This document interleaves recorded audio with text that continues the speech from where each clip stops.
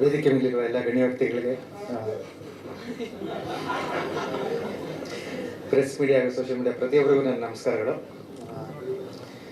ನಾನು ಅಂದರೆ first confuse ಆಗಿದೆ ಏನಕ್ಕೆ ಕರೆದ್ರು ಅಂತ. ಸೊ ಈ ಮೂವಿಲಿ ಸರಳ ಅಂತ ಇರೋದಕ್ಕೆ ಮೋಸ್ಟ್ಲಿ ಒಂದು ಸಲ ಪ್ರೇಮ ಕಥೆ ಟೀಮರ್ನ ಕರೆದಿರ್ಬೋದು. ಬಟ್ ಅಫ್ಕೋರ್ಸ್ ಫಸ್ಟಿಂದ ಬರೋದಾದರೆ ಸರ್ ಆರಾಮಾಗಿರಿ, ನಾನು ಕತೆ ಬಗ್ಗೆ ಏನು ಹೇಳಲ್ಲ, ನಿಮಗೆ ಗೊತ್ತಿಲ್ಲ ಹೇಳೋಕ್ಕೆ.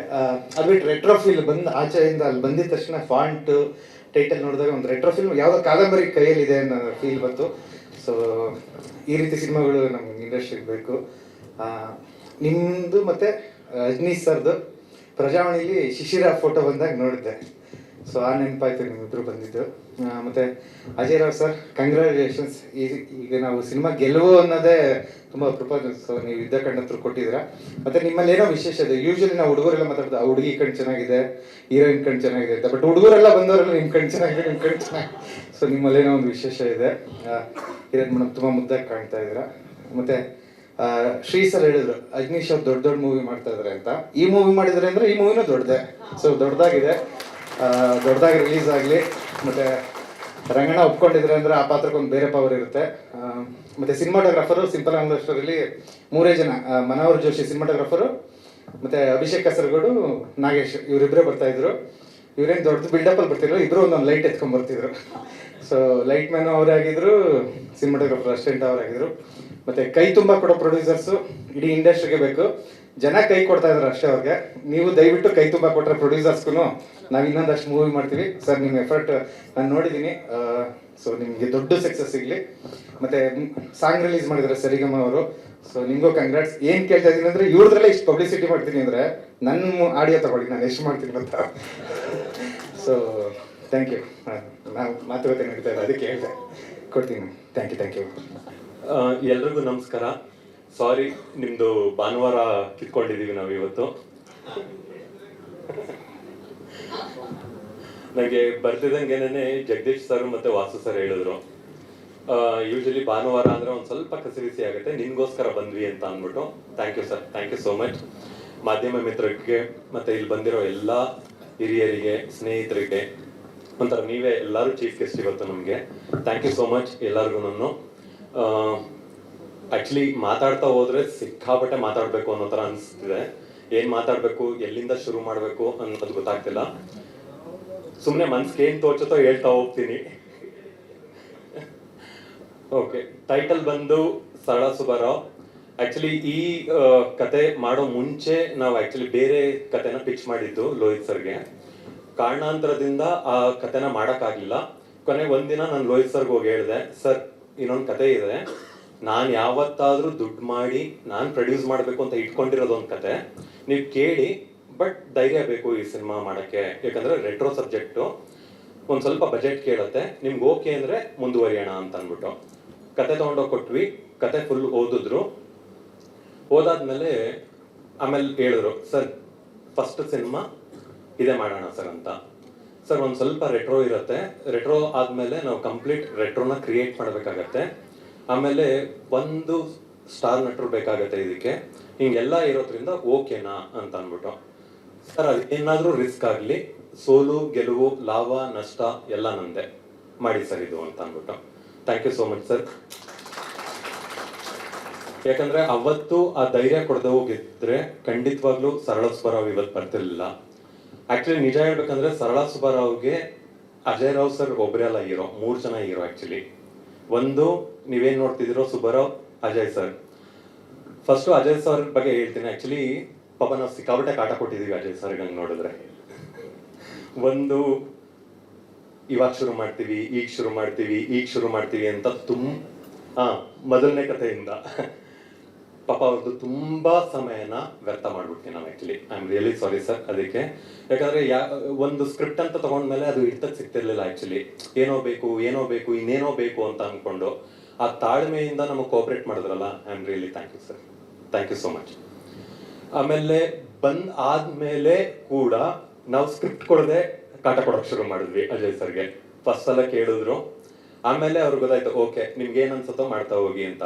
ಬಟ್ ಪ್ರಾಮಾಣಿಕವಾಗಿ ಹೇಳ್ತೀನಿ, ನಾವ್ ಏನ್ ಇಮ್ಯಾಜಿನ್ ಮಾಡ್ಕೊಂಡ್ವೋ ಸ್ಕ್ರಿಪ್ಟ್ ಅಲ್ಲಿ ಅದು ಕಂಪ್ಲೀಟ್ ಕೊಡ್ತಾ ಹೋದ್ರು.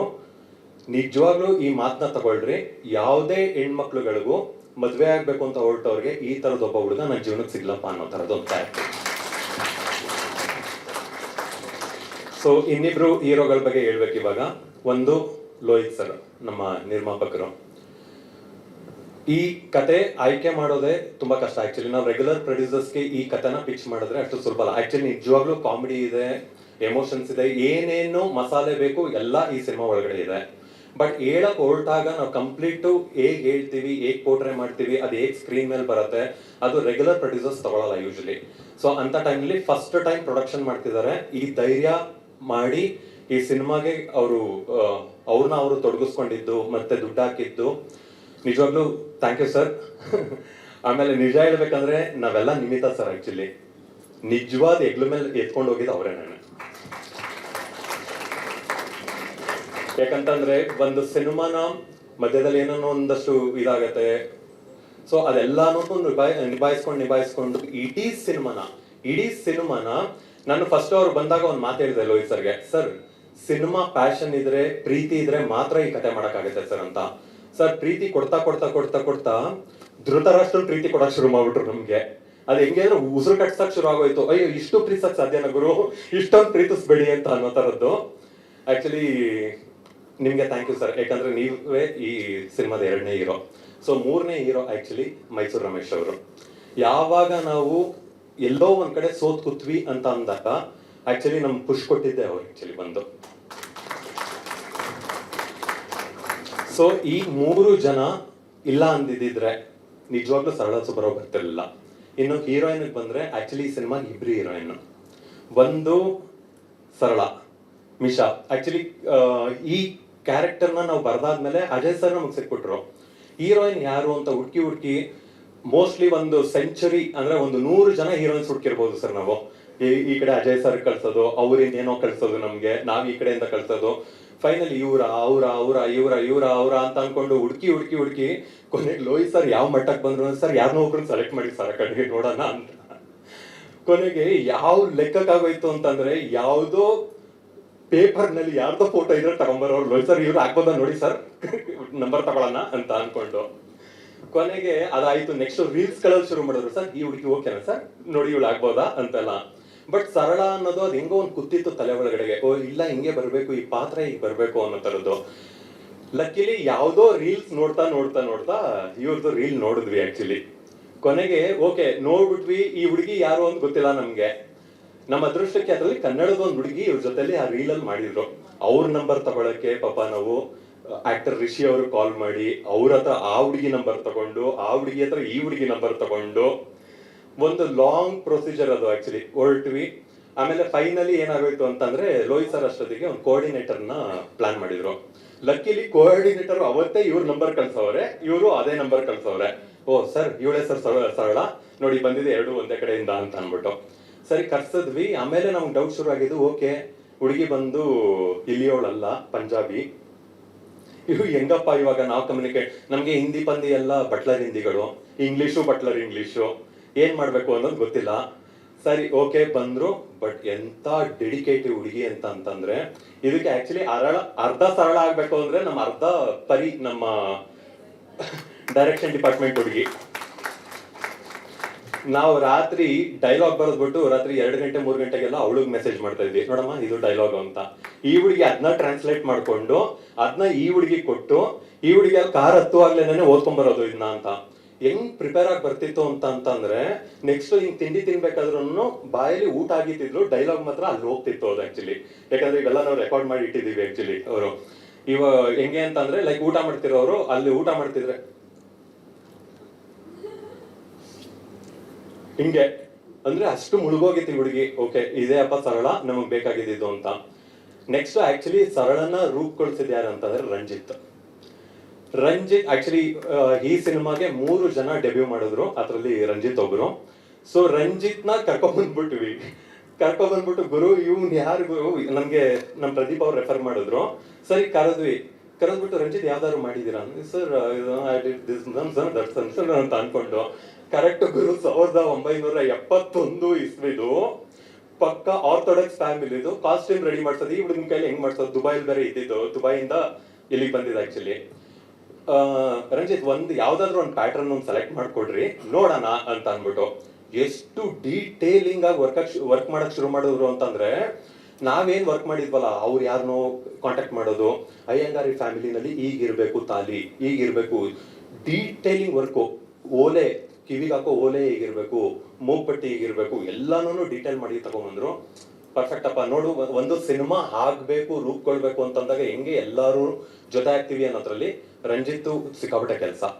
ನೆಕ್ಸ್ಟ್ ಆ ಸ್ಯಾರಿನ ಏನ್ ಉಡಿಸ್ತಾ ಇದ್ರು ಅದು ಮಂಜುಳಾ ಅಂತ ಒಂದು ಹುಡುಗಿ. ಸೊ ಎಷ್ಟು ಚೆನ್ನಾಗಿ ಅವಳಿಗೆ ಪಾಪ ಕಂಪ್ಲೀಟ್ ಆಗಿ ಅವ್ರದ್ದೇನೋ ವರ್ಕ್, ಪಾಪ ಡೈಲಿ ವೇಜಸ್ ವರ್ಕ್ ಅಲ್ಲಿ ಇದ್ರು, ಕಂಪ್ಲೀಟ್ ಪಾಪ ತಾನು ತೊಡಗಿಸ್ಕೊಂಡು ಈ ಸಿನಿಮಾ ಅಂದ್ರೆ ನಮ್ಮ ಮನೆ ಮಗಳೇನೋ ಅನ್ನೋ ತರ ಬಂದು ಅವಳಿಗೆ ಆ ಸೀರೆ ಡೀಟೇಲಿಂಗ್ ಇದ್ ಮಾಡೋದು ಕಂಪ್ಲೀಟ್ ಆಗಿ. ನೆಕ್ಸ್ಟ್ ಬರೋದು ನಮ್ಮ ಭಾವನ ಮೇಕಪ್ ಮ್ಯಾನ್. ಆಕ್ಚುಲಿ ನನ್ನ ಸಿನಿಮಾದಲ್ಲಿ ಫಸ್ಟ್ ಟೈಮ್ ಅವ್ರು ವರ್ಕ್ ಮಾಡಿರೋದು. ಯೂಶಲಿ ನಾವು ಏನ್ ಮಾಡ್ತೀವಿ, ಮೇಕಪ್ ಆದ್ಮೇಲೆ ಯಾವತ್ತೋ ಒಂದಿನ, ಅಷ್ಟು ದಿನದಲ್ಲಿ ಎಲ್ಲಾದ್ರೂ ಒಂದ್ ಚಿಕ್ಕ ಕರೆಕ್ಷನ್ಸ್ ಹೇಳ್ತೀವಿ, ಒಂದೇ ಒಂದ್ ಕ್ಷಣಕ್ಕೂ ಕರೆಕ್ಷನ್ ಇಲ್ಲದೆ ಮಾಡಿದಂತ ನಾನ್ ತುಂಬಾ ಖುಷಿ ಪಟ್ಟಿದ್ದಂತ ಮೇಕಪ್ ಮ್ಯಾನ್ ಅವರು ಆಕ್ಚುಲಿ ಭಾವನ ಅವರು. ಸೊ ಹಿಂಗೆ ಒಂದೊಂದೇ ಎಲ್ಲಾರು ಸೇರಿದ ಮೇಲೆನೆ ಆ ಸರಳ ಮತ್ತೆ ಸುಬರಾವ್ ಆಗಿದ್ದೆ ಆಕ್ಚುಲಿ. ಆಮೇಲೆ ಆಕ್ಚುಲಿ ಅಜಯ್ ಸರ್ ಸ್ಟಾಫ್.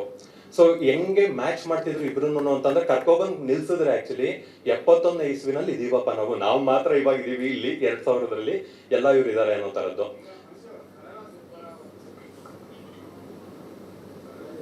ಹಾ